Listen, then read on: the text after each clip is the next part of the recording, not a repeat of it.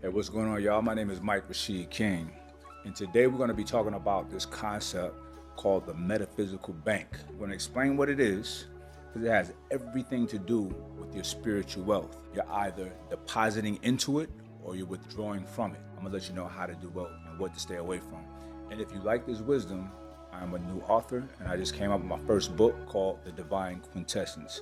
I would love for you to check it out. Links down below. So what is a metaphysical bank? I invite you to consider a powerful concept that can transform your life, the metaphysical bank. This is not a bank of dollars and cents, but a spiritual treasury, an invisible account of the energy and character of your soul. Every thought you think, every action that you take, every intention that you set is like a transaction into this divine account. When you do what is righteous and what's positive, you are making a deposit into your metaphysical bank. Now, when you act out of alignment with truth or indulge in the negative, you make a withdrawal from your sacred account. Just like with a financial bank, you want your balance to be high. But here the currency is integrity, is faith, and is virtue. So one might ask, why strive for a rich spiritual balance? Because a soul enriched in the metaphysical bank walks through life with strength, peace of mind, and confidence born of righteousness. And it's that comforting assurance deep down when you know you're living right, doing right, and that God and the universe are backing you up. Now let us define this clearly. The metaphysical bank is the sum total of all of the positive spiritual energy and virtue that you have accumulated within. It's your personal storehouse of integrity, discipline, kindness, faith, and alignment with the divine, all rolled into one balance of the soul. We all have this kind of account, whether we acknowledge it or not. Some amongst us are spiritually rich. You can feel it when they walk into a room. Their very presence shines with their inner wealth. Others are spiritually bankrupt. They're crawling through life as if the world is against them, weighed down by this invisible debt. Now the good news is this: you, not anyone else, you are the manager of your bank account. You and you alone choose when to make deposits, and you alone spend from them through your actions. By God's grace and mercy, you have control over your spiritual wealth. And starting right now, we will learn how to grow this account, protect it from depletion, and spend it wisely so you don't have bad luck anymore, so you're not spiritually broke. Is that cool? All right, let's do this. So let's discuss deposits and withdrawals. Every single day, we are either depositing into or withdrawing from our metaphysical bank.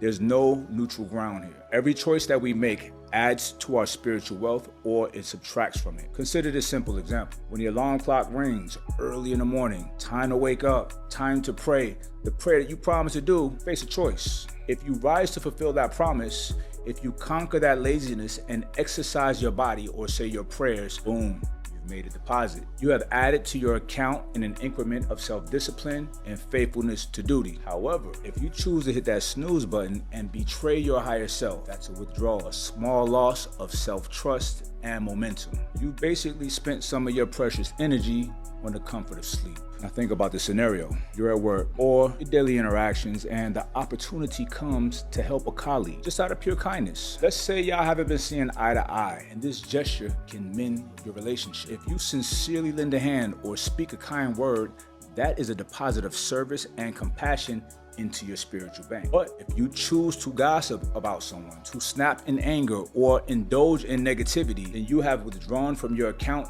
draining your spirit of peace. We pay a hefty price for every harmful word and each act of unkindness. The Holy Quran teaches that each soul shall taste the fruit of its deeds. And the Bible asks, what will a man profit if he gains the whole world and loses his soul? Indeed, what do we profit if we gain a moment of ego satisfaction but deplete our spiritual capital? You see where I'm going with this, right? There are powerful examples of these transactions everywhere in our lives. Did you stick to your healthy diet and the discipline you set for yourself today? Or did you give into junk food and temptation? Keeping your word to yourself, even if it's something small as your diet, it's a deposit into your self-respect and your well-being. However, breaking your commitments, especially for the sake of indulgence, makes a withdrawal, chipping away at your confidence. Like, did you spend time learning, praying, or meditating? That's a deposit in your growth and alignment. Or did you scroll aimlessly through social media for an hour? That's a withdrawal of time and focus. Even how we react to everyday frustrations count in this ledger. Picture two people in a traffic jam. Person A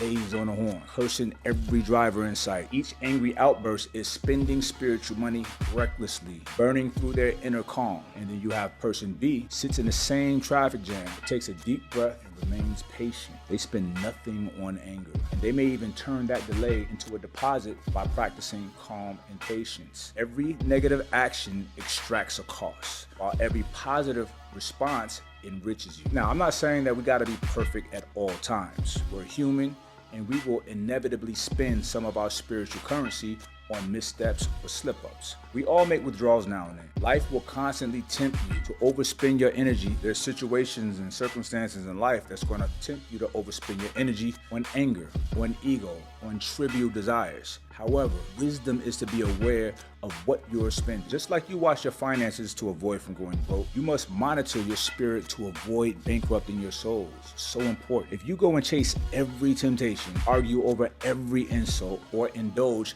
every whim, you will find yourself spiritually broke, bankrupt. Every deposit will strengthen your soul. Every needless withdrawal weakens it. So remember that. So let's go over to bad luck or low balance. Now, how often do we hear someone say, nothing ever goes their way, or they're always getting the short end of the stick? Now let's talk about what many people call bad luck. I want you to consider a new perspective. Is it truly bad luck, or are we experiencing the natural results of a low spiritual balance? When our metaphysical bank account is low or in the negative, it can feel like we're cursed or unlucky, but in reality, we are reaping what we have sown, even if we didn't realize we were sowing it. Now, this is not to say that every hardship in life is your fault. No, life will throw tests and trials at everyone, the righteous and the unrighteous. Oppression and injustice is real. All right, now think about it. When you are spiritually wealthy, you stop living in fear of random misfortune. You come to understand that for every effect, there's a cost. With a high balance, you begin to see that many misfortunes carry lessons or even hidden blessings. If something doesn't go your way, you have the wisdom to ask, what was the Creator teaching me? Instead of saying, why me? You say, show me the lesson. This mindset itself is a product of spiritual wealth. No longer do you see yourself as a victim of chance. You realize by aligning with your divine law, by doing the right things, you're attracting the right situations. By correcting your course when you do error, you change the outcomes that follow. So-called bad luck often is merely the echo of yesterday's withdrawals, reverberating through our lives. But when you start making consistent deposits, that echo fades away. Suddenly, what used to be obstacles turn into opportunities. And instead of nothing ever goes your way, you start feeling like everything is working for you for the good. And you say what I say, only good things happen to me. Now we got to break down the dollars and cents. Let's talk about the currencies of spiritual wealth. That's if you are asking what exactly are we depositing or withdrawing into this metaphysical bank. In a normal bank, we deal with dollars and cents. In the metaphysical bank, we deal in spiritual currencies. There are many forms of this currency, but let's focus on the most valuable ones. Think of these as different forms of wealth that all contribute to your spiritual portfolio. Just like one might have cash, gold, or stocks in a financial portfolio, your soul's portfolio is rich with virtues like energy, integrity, self-discipline, intention, service, and spiritual alignment. Each of these are currencies in your divine economy of your life. So let's break it all down. Let's talk about energy, chi, your life force, the Q. This is your vitality, the strength and vibrancy of your mind and your body. Essentially, the life force that God has given you. Everything that you do either lifts your energy or it drains it. High positive energy is like having plenty of cash flow in the spirit. This gives you the energy to take on life's task with joy. But how do we generate and deposit that energy? By taking care of the body and the mind, adequate rest, good nutrition, exercise, thinking positive. All of these things deposit energy into your account. The next form of currency is integrity. That's your moral conduct. Integrity is the moral currency of your soul. It's the honesty, the truthfulness, and the habit of keeping your word, especially when no one's around watching. Every time you honor your promise, speak truth, or do the right thing, especially when it's hard, you make a deposit of trust and honor into your account. Every time you lie, cheat, or break your word, you make a withdrawal. It's that simple. You bankrupt a portion of that trust, both in the eyes of others and in the eyes of self, and that one hurts the most. Integrity is huge because it compounds over time. The more you live in truth, the easier it becomes to do right, and the stronger your self-respect and reputation grows. In the streets and in business, your name is everything. Every community knows how valuable a good name is. As scripture says, a good name is rather to be be chosen in great riches. If people know that you're solid and they can trust your word, doors of opportunity just swing open all the time. But if you're known to be shady, not working hard, you cut corners, or you're unreliable, those doors are going to be shut and your world will become tiny, small. Yet, beyond what others think of you, integrity is about what you know about yourself. When you can look yourself in the mirror and know that you're honest, you're an upright person, and you're happy with who you see, that's when you walk taller and carry that divine confidence. That kind of confidence radiates an aura of authority, of peace, and everybody around you can feel it. They can see it. They smell it. In all reality, integrity is the gold standard of spiritual currency. The next currency is self-discipline, self-mastery. If integrity is gold, and self-discipline is the steady paycheck that feeds your account every single day. You see, discipline means doing what has to be done, especially when you don't feel like doing it. It's the ability to command yourself with principle over pleasure. It's getting up out of your comfortable bed at the crack of dawn to make Fajr prayer, knowing you want to get back in that comfortable bed, but you don't. You do what's right. That's integrity. That's mastery. That's discipline. Each act of discipline is a fat deposit of personal power into your soul. With every such deposit, you are telling yourself, I am in control of my desires. My lower urges do not rule me. This builds an unshakable confidence and a quiet power within that will always radiate. Next up is intention. That's purity of purpose. Intention is a subtle currency, but extremely powerful. It's the motive and sincerity behind your actions. Two people can perform the same deed. For example, give charity, but one does it from a genuine compassion while the other one does it for praise or personal gain. Outwardly, the act is identical, but spiritually, the transactions are very different. Pure intentions yield rich deposits because they align with your higher self and with God's will. But if your intentions are selfish, ego-driven, or malicious, then even a deed that looks good on the outside might register as a withdrawal or a null transaction in a metaphysical bank. You can't fool yourself. You can't fool God within you. The bank of your soul knows the truth. So,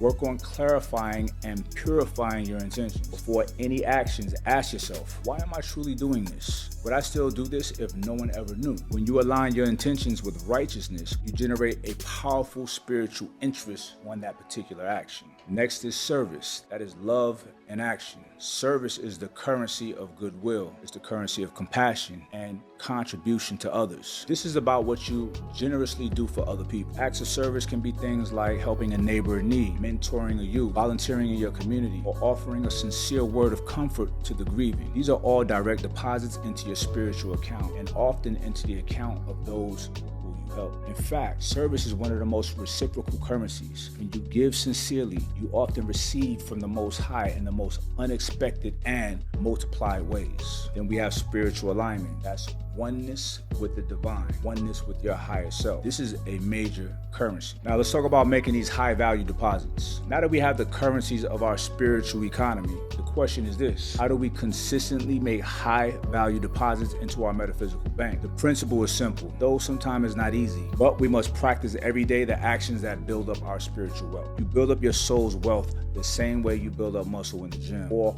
profit in the business, through consistent effort, wise investments, and sometimes sacrificing short-term pleasure for long-term gain. So that's quality and consistency. That's key, y'all. A high-value deposit is an action that significantly strengthens your spirit, and these often come in two forms: from major moments of truth and small daily habits maintained over time. Listen, a spiritual millionaire is not made overnight or with just one transaction. Just look at your financial life. Let's say you got a really fat check, a really big bag. That can go away like that. It can be squandered unless you have good habits. This is the same in your spiritual life. We need steady daily deposits to grow and maintain our wealth. The small daily deposits are truly what grows your balance consistently over time. They take the form of simple routines and choices repeated day in and day out. Consistency is more important than occasional grand gestures. We often say in fitness that consistency beats intensity. You can't have one good day of training and be buff, one good day of training and eating and just have the ideal physique. It doesn't work like that. Strength is built through regular training. Likewise, you can't just meditate once or do one good deed and expect for your soul to be enlightened and your life to just overflow with blessings permanently. It don't work like that. It's the regular deposits, even if small, that leads to great wealth. You see, when you make deposits every day, something magical happens. You start earning interest on your balance. What does that mean, Mike Rashid? I mean that the effects of your good actions begin to multiply over time. You'll notice that you have more patience today than you had a month ago. Things that used to trigger you just don't bother you anymore. Things that used to tempt you have less pull. Your baseline mood and outlook on life becomes way more positive. I cannot